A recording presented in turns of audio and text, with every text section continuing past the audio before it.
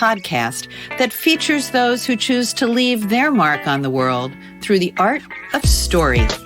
I'm your host, Grace Sammon. I look forward to our time together today. Now, let's meet our storyteller.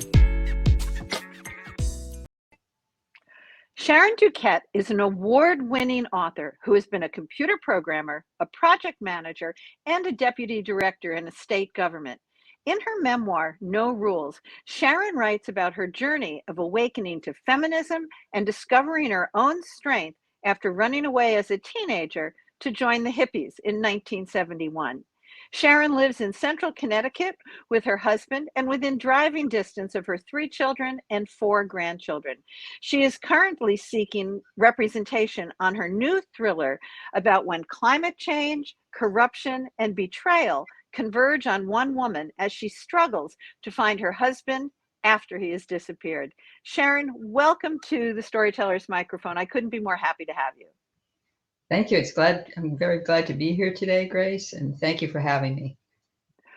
I want to jump right into the idea of genre, because until I started doing the Storytellers, and I will just be candid here, I thought memoir was for really famous people, and then I wasn't really sure why they would write it, and certainly why people who weren't quite as famous, perhaps as world famous people, would dabble in it. And now I would tell you it is one of my absolutely favorite genres. So why was memoir important for you? Well, when I first started writing it, I didn't even know what to call it because I was writing it back in 1980s. And, I thought autobiography, but that didn't sound right. But, I needed to write it. And then I discovered memoir. It wasn't really that widely popular at that time. It wasn't discussed that much. It really came into its own more into the 90s. But for me, it mattered because I had this period of time in my life that was important to me, that so much had happened, so much had changed. And it was all disappearing in a lot of ways, kind of disappearing from people's memory, disappearing from, the mainstream America that understood what it was all about, and just kind of fading away. And I wanted to capture that. So that was what was important to me. And you capture it beautifully. You and I are roughly the same ages. And in that scene where you are getting ready to run away and you're layering your clothes and you're talking about, I think it's the tape deck, or I think it's the tape deck that your parents gave you for Christmas. I was right back there in that room with the magic marker posters, etc. So you did a very, very good job of that. But when I think of memoir, you're welcome. When I think of memoir now, increasingly, I think it's both what you said, which is capturing that period of history, but it's also building a common bond between us. Is that something you wanted to capture, or am I off base there? No, absolutely. Because, women nowadays, young women, women our age, older women even, have all benefited from the from the feminist movement, from the women's liberation movement. It's changed all of our lives. It's changed society, even around the world beyond the United States where it got started. So it's important, I think, that we understand kind of the before and after of what went on during this transitional period of time. And because I don't think that's clear to a lot of young people. And I've had young people tell me that they didn't really understand about that. And, to we them. We all stand on somebody else's shoulders, don't we? Absolutely, we do. So. The other thing that you point out in the book is something that really spoke to my heart. First of all, I worked in Lawrence, Mass for a while, so I loved that, I could see the factory that your father had worked in my mind because I had driven by it. But, we both come out of a Catholic background, but you also capture, when we go back to this idea of feminism, and I want to talk a bit more about that. You and your mom were at an interesting juxtaposition, I think, before you ran away. You have a beautiful scene where she talks about not being able to play the piano because she couldn't play the piano well, or she was told she couldn't do that. And then you wanted to go to college and she told you the same thing. Yeah. You know, Yeah. She couldn't, well, yeah, she was told her hands were too small. Women can't play the piano, and that she couldn't have, um, well, she could play the piano, but she couldn't be a concert pianist. That was her dream in life, was to be a concert pianist. And she played really well. But being as, they just told her hands were too small and women aren't concert pianists. And that was why. And she said, plus she couldn't do that anyway because she wanted to have a family, and she couldn't have a family and have a career. So, she pretty much said to me that, I had to choose what did I want, and that if I chose to have a career, it would be a very lonely life. and I think younger women can't possibly understand that. My father was in television news, and therefore I wanted to follow him into television news, and I wanted to be an evening anchor. And my mom said to me, not because she didn't think, I rocked the world, but she was like, and who would put dinner on the table, and who would put the kids to bed? It was just out of their mindset, wasn't it? Yeah, yeah. It just, wasn't possible. So, and it wasn't possible for the most part. I mean, very few women at that time were able to go beyond that. I mean, it happened, but they were rare. They were few and far between. So that was just assumed that was their role. So somehow you found feminism, and in your book, and you have a fabulous book trailer. I'd like to talk about that just for a second. I love your book trailer, done by a mutual friend of ours, Denise Burt, I think. Yeah. And that also, for anybody who's needs that extra taste, I'd really recommend that they look at your trailer. So what were you trying to accomplish in that minute and a half of trailer? Well, in the minute and a half of trailer, it's basically just a quick overview of leaving this very this life that was so sheltered and so restricted, and trying to go out and find this unlimited freedom that I expected to find. And of course, it wasn't like that necessarily. And then going from there to, trying to find who I really was and where did I fit into that openness of essentially determining what my own rules were going to be about my life. I like to say how the story and the title "No Rules" talks about, it has a double meaning, because at the beginning the no rules is to throw off my parents' rules and to go out into the world. And then later on, I come to see that the rules that are really repressing what I can do in my life are the rules that were made for women at that time. That women had to live under these rules, and that we had to break out of that society's rules about women's place in the world. So talk more about the book, No Rules, and your journey so that people can get a sense of what that was like, where you could find the difference between your parents' rules, society rules, and then rules you set for yourself. Okay, so when I first left home, I was 16 years old. I went with my older sister, and we went across country I ran away from home. She left too without telling anyone.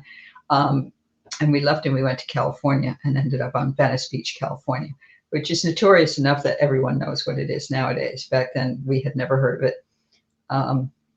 But once we were there, we got a little apartment for very cheap, because at the time you could live on the beach, not on the beach, but in an apartment on the beach for $90 a month, which I'm sure people would find shocking now. Mm-hmm. Like you can't stay for a night in Venice Beach for $90. So Right. Anyway, so we did that, and it soon became apparent, and it was such a dramatic change in my life, because the type of people that I met and all the possibilities of what could happen was just amazing, and in both good and bad ways. So I had a lot of experiences that some were frightening to me, some were wonderful to me. There was a fair amount of drugs involved.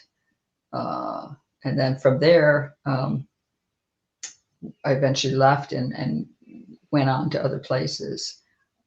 Ended up, and it kind of jumps this. So the book goes forward to a couple of years, the following 1972, 1973, and into 1974, and what happened to me during those years and how I changed, places I went, the people I met, ended up living on a commune for a while, back to nature out in the hills of upstate New York.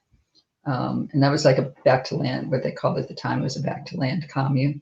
Now I guess we call it off the grid, which it was. We were completely off the grid. We had no electricity, anything. And that was when feminism and the women's movement was really in full swing. We were about a half hour away from Ithaca, where Cornell was located. And there was a women's center there that we would attend, myself and another woman who lived at Hubbard Hill, who's my close friend. And we learned a lot there. And that's when I really came to understand and see what I had been going through and how this was changing and how I wanted to change and have that be part of me. It's such an incredible journey. And when I was reading the book, there was the younger me who was cheering you on and envious of your bravery. And then there was the older me, as a mom and a grandmother, as you are, Yeah. who was thinking, what was she thinking? How could she do that? Yeah. So talk about the younger you first. Was it a brave thing? I think it was a necessary thing as you paint the picture in your family and your relationship with Anne, your older sister. But was it a brave thing? How do you look on that now? Well, I mean, I didn't feel like I was being brave at the time. I thought I was just doing something that anyone could do. Others had done it. There's no reason why I couldn't. That's kind of how I looked at it. And I felt like the world was passing me by. This is kind of one of these, I've always had that feeling. It's kind of stayed with me all my life that I'm missing something. I'm missing out on something. And I felt like I was missing out on something really important. I wanted to be a part of it. And because I didn't like how my future was going based on my mother's expectations of how my life was going to be, I didn't see the point of staying and continuing doing that when I could go join life and go live the way I wanted to live and experience how the world was changing. So a lot of people say it was brave. I mean, I look back now at pictures of me at that age and I look and I say, oh my God, I was such a child. And you were. Yes. So you didn't yeah, know it then, but yes, you were. Yeah, I didn't feel like it then. I Of mean, course not. obviously I discovered that I was in many ways, but you know, at that time I always felt, you know, by the time I was 21, I felt like, oh, I'd done everything and I'd been everywhere, and of course I hadn't. But that was just how I saw myself. One thing I regret not putting more of in the book is in the epilogue. I wish I had written more about my relationship with my parents as I got older. I know what would you say? My relationship with my parents was good. In fact, at one time, I think I was in my 20s, perhaps, my mother said to me, you know, I never worry about you because I know you can take care of yourself. So that made me feel very good. And and I think that whole experience in life gave me the confidence to try new things as life went on, to put myself out there and not be afraid of the consequences. Yeah, I obviously would be cautious of the consequences as I got older. But instead of saying, oh, I'm not going to do this because this might happen, that might happen, I could make myself do things that I knew I needed to do, career-wise and stuff like that. Do you have a sense that you would do that again? Now, in your current self, would you say, of course, I'd just run away and do that? Or do you think you would have not done it if you knew now what you knew then? Or the other way? I would have done the same thing. I think, you know, being in the same circumstances, I probably would have been more cautious about people. I would have respected myself more. That's something I had to learn. But I think that came out of that whole feeling of that, women are not enough, women are inferior, women defer to men and what they say and what they do. So when you kind of grow up believing that that's how it works, it's very easy to be sort of manipulated by men because you figure they know everything and you know nothing. And it's such a mind shift. Now, you have children and grandchildren, and you're still very much a feminist. Yes. How have your children embraced or rebelled against that? Well, okay, so my youngest son, um, they actually just announced a couple of days ago that they're having a girl. They're Oh, pregnant wonderful. and they're having Congratulations. him and his wife. And he talked about, at one point he said he really wanted to have a girl, but now he's scared because of all the stuff that's going on in this country about what her future will be like. And he wants her to have all the choices that she can have and do anything that she wants to do. So that really, epitomizes, what that's all about. So yeah, I have 3 sons and I have 4 grandsons. So it's been all about the boys my whole life. So I'm looking forward to the girl, and it'll be a different experience, I'm sure. But they've all embraced. All 3 of them married strong women. All 3 of them share in everything that needs to be done with the family. They are as involved in taking care of their children as their wives are, and they respect women. So I think they've understood that and they've embraced that in themselves. And what a beautiful generational change for you personally, and then for us as society, that in our lifetime we can point to those developmental growths as individuals, as men, and as a society as a rule. Yeah. And I would hope for more of that. I think that our current climate does put us in a situation where we have to consider those things seriously and what the future of women are in our society. Tell us now, let's just take a giant leap into the book that you are currently looking for representation, because it embraces your living off the grid, if you will, because of your love for the environment.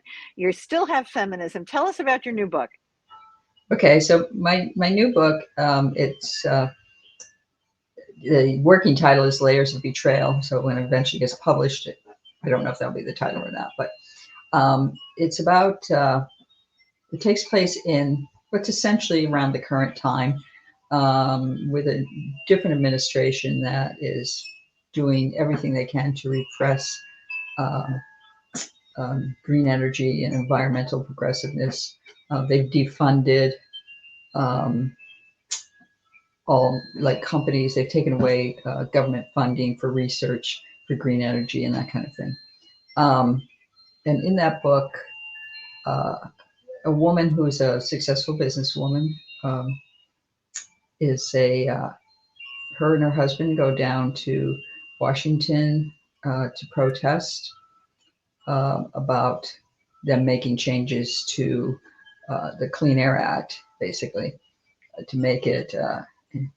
The premise is that they have decided that it's discriminatory to favor electric cars and that kind of thing, and therefore they should, in order to make everything fair and equal, that there shouldn't be any laws that favor green energy, and that laws that favor, that fossil fuel vehicles and everything have to have the same allowances made to them. So they go down to protest that, and then the process of this protest, the husband does something that is not really allowed nowadays. It's a much more repressive environment, and he's dragged away. She sees him being dragged away and disappears into a vehicle, an unmarked vehicle, And then she's warned that she has to flee and she's in danger too, and that they'll come after her if she doesn't get out of there. And so the rest of the book is about how she's going to find him in order to free him, and how she's going to protect herself in the meantime because unsavory characters come along. The one thing that happened before that is that he had given her a list of email addresses. And in these email addresses, he said, if anything happens to me, these email addresses may be able to help.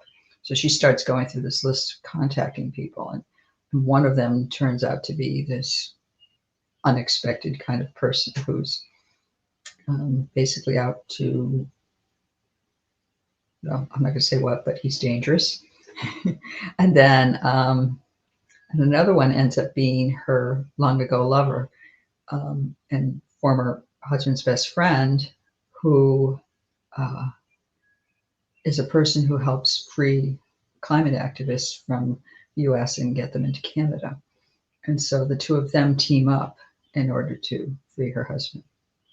And I should point out also that, because this plays a lot in the story, at the beginning of the book, we find out now in the very first paragraph, it used to be a little bit deeper in, but now in the very first paragraph, we find out that they had an adult son who had been killed in a wildfire in California a couple of years earlier.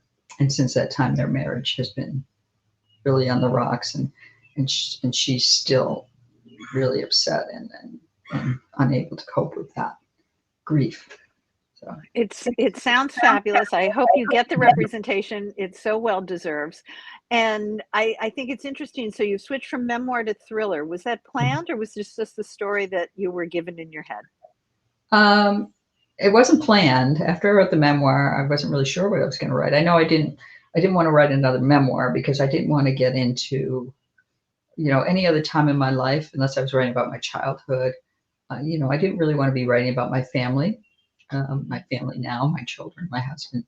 I wanted them to have their privacy and not write about that. So I considered what else I might write, which of course would be fiction. And I'm not really like a nonfiction autobiographical type of writer. And one of the reasons I started thinking about thriller was, in some of my reviews, a lot of people were talking about how No Rules was a real page turner. They were on the edge of their seats. They were wondering what was going to happen. And I thought, well, geez, that's a lot of the, if that's how I write. And I enjoyed writing like that. I mean, I enjoyed throwing out those cliffhangers, and I'd be writing and I go, oh, this is a good place to blend it here and start the next chapter. I really enjoyed that part of it. So I thought, I'll explore writing a thriller.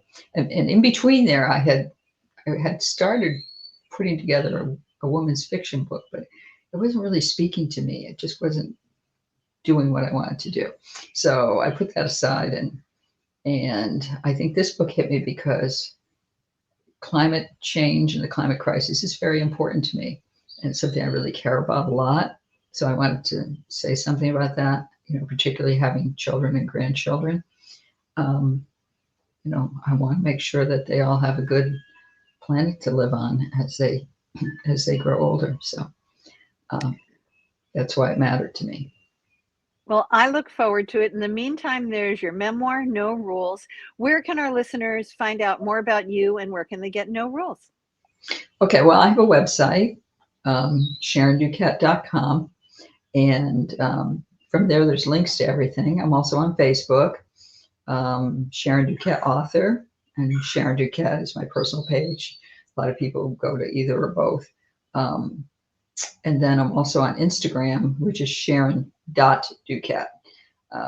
So I kind of wish I can put the dot in there now but it's too late to change it because it's in my book. It's everywhere. So yeah. And I'm on Twitter, but not as much. And that's Travel SED, which is like an old Twitter account I started for a different reason. But there again, you can't change those things. So unless you start a whole different one. but very accessible. And I urge everybody to reach out to Sharon. She's fun to follow. She's a great supporter of other authors, and she's a wonderful writer. Sharon, thank you for being on the Storyteller microphone with me today. Thank you for having me. I've enjoyed it. This has been a copyrighted episode of The Storytellers by Grace Sammon and Authors on the Air Global Radio Network. Thanks for being with us. That concludes this episode of The Storytellers. I'm so glad you could be part of the story today. I hope you share the stories, tell your own, and come back for another episode. Because when our stories are told, everything changes. I'm Grace Sammon.